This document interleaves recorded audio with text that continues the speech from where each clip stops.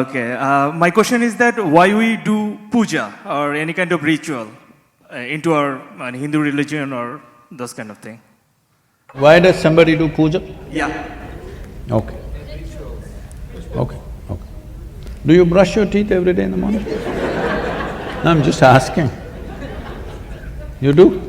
Why? Okay. So you understand that. There are many people, for a long time in the history of humanity, they never brushed their teeth. Yes or no? In previous generations of people, by the time you're 40, 45, most people lost their teeth. And it was perfectly normal. You're 50 and you still have all your teeth was a big surprise. Yes, it was 2 generations ago. So today everybody has their teeth intact because everybody's taking care of those things. We are glad, because it's not only for their well-being, for our well-being also. Similarly, I don't know what kind of puja you're talking about. I am not the puja kind, so I wouldn't make a very sweeping comment on that. But generally, people evolved processes to fix themselves in so many different ways. For teeth, they had this, for their mind, they had one kind of thing, for their emotions, they had another kind of thing. Like this, they evolved processes. If for generations somebody is doing it, it must have worked to some extent at least. Is it absolutely working? Maybe not. But is it worked in some way? Yes. Just because you brush your teeth, does it mean to say you will never go to the dentist? You still go. So just because you do puja, does it mean to say you will never get a problem? You still get. But a lot of things managed by simple processes. Questioning it from outside, thinking this is ignorance, this is this, this is that, is not right, because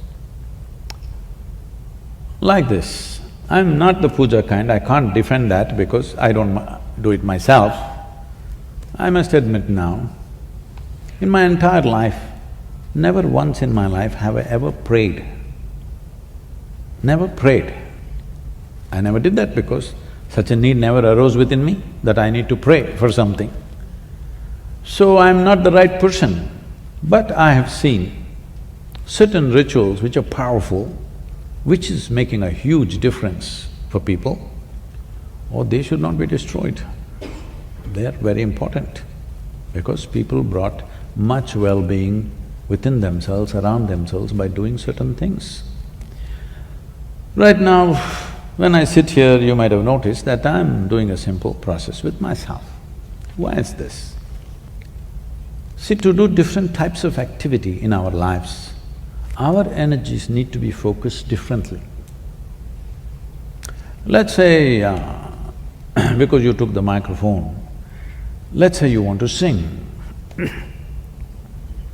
You will see singers, good ones, I'm talking about those who have invested their life into music. You will see before they sing there, preparing, they have their own little ritual, something of their own, each person might have developed their own. Or if you're in India, they may have a traditional ritual which they do before they sing. And this keeps his voice, his well-being, more than anything. To sing, the maximum amount of your energy should be in your throat. If it's in your hand at that time, it's not going to help. To perform different types of activities beyond certain level of competence, you need your energies focused. Why do you think one human being is able to do a certain activity so well, another person just can't do it? Simply because their energies are focused that way either naturally or by training. An athlete, before he runs, he's doing his own little ritual so that he doesn't get his cramps and this and that. That's his own ritual. If he doesn't do that ritual, can he not run? Maybe he will run. Maybe he will still run, but he knows to perform beyond a certain limit, certain amount of preparation definitely helps. So like this, people evolve different kinds of rituals. There are very powerful ritualistic processes. The problem with the ritual is just this. The problem with the ritual is not the ritual itself.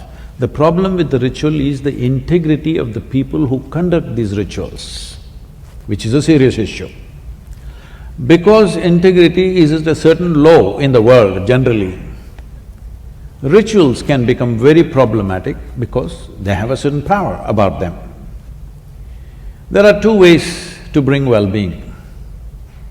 See, we are on the yogic path. For us, well-being is all internally organized. We don't depend on any ritual, whatever.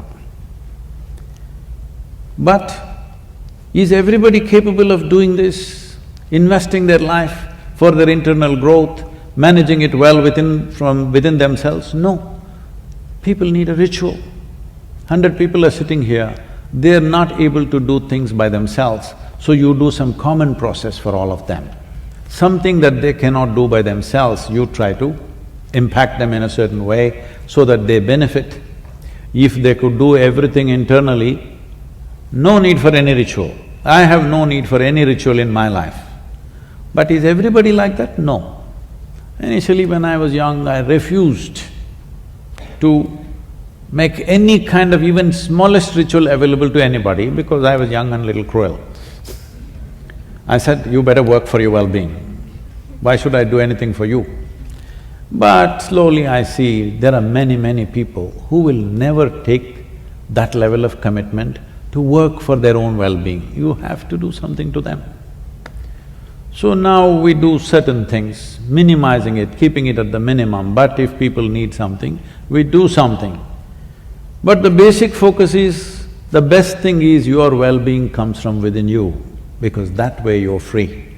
If your well-being comes from me, in some way you unnecessarily become leaning on me. We don't want this, but those who need a crutch, shall we tell them, pull off the crutch and say, walk right now? Shall we do that? That would be very cruel, isn't it? So rituals are there. Ritual is not the problem. The integrity of the people who conduct the ritual is a serious problem. That is what we need to attend to. Don't throw the baby with the bath water. Bath water has become dirty, but the baby needs to be rescued.